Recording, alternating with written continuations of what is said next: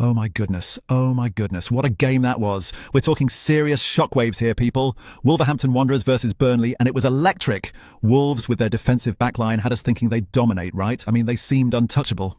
And yet, Burnley. Yeah, Burnley totally flipped the script. Zian Flemming came out like a man possessed. 2 goals in the first 30 minutes, and Wolves were left reeling. It was crazy to watch Flemming and Hartman, who provided both assists, absolutely dismantle Wolves' defence. And just when it looked like Wolves might rally with goals from Jurgen Strand-Larsen and Marshall Munetzi, bam! Lyle Foster nailed the winner, assisted by Mybri. The atmosphere was insane. You've got to subscribe if you enjoy this rollercoaster ride of footy emotions. We've got more of that coming up. But let's talk about Zian Flemming for a second, because wow, what a performance from him. Like, coming into this match, nobody could have seen Flemming exploding onto the scene like this, right? Especially against a Wolves defence that everyone had been raving about. Yet here he was, just tearing them to shreds. His goals in the 14th and 30th minutes, unbelievable composure, precision, and guess what? Both came from picture-perfect assists by Hartman. But Flemming's contributions went beyond just scoring. He was a nightmare for Wolves all day long, winning duels and causing all sorts of havoc, really.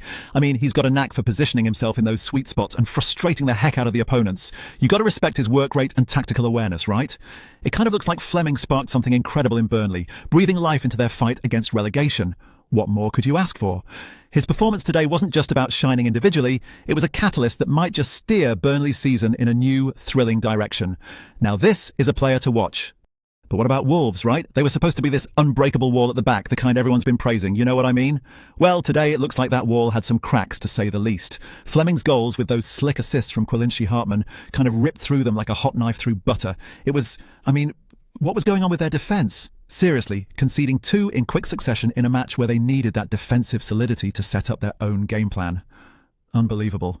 Basically, Wolves found themselves in a reactive mode rather than taking charge as they'd hoped, and that's a massive problem. Despite having a pretty decent possession, about 56% if I'm not mistaken, they couldn't really convert it into firm control of the game. They couldn't stop the bleeding, and Foster added another for Burnley late on. Now here's the deal. They have to figure out if it was individual lapses or some systematic issues at play, because guess what? Those defensive problems didn't just pop up out of nowhere. Their manager, Vitor Manuel de Oliveira Lopez Pereira, needs to address this, and quick, if Wolves plan to bounce back effectively. Now, shifting gears to the heart of the pitch, it's all about the midfield battle. This was an absolute crucible of competition, and it was where everything seemed to tilt. We expected Wolves' midfield maestros to dictate the game with their creative flair and sharp passing, right? But Burnley flipped the script with Josh Cullen and Leslie Ugachukwu leading a charge. Seriously, their pressing game was relentless.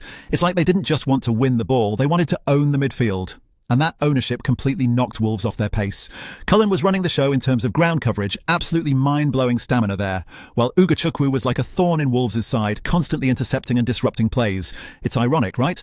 Wolves held more possession at 56%, but Burnley's pressure game made that statistic feel almost meaningless. In the end, Burnley's surprising midfield domination set the foundation for Flemming and Foster's decisive goals. But hey, what did you guys think? Did you see it that way? I want to hear your take on this midfield showdown. Drop your thoughts in the comments below and let's get the discussion rolling.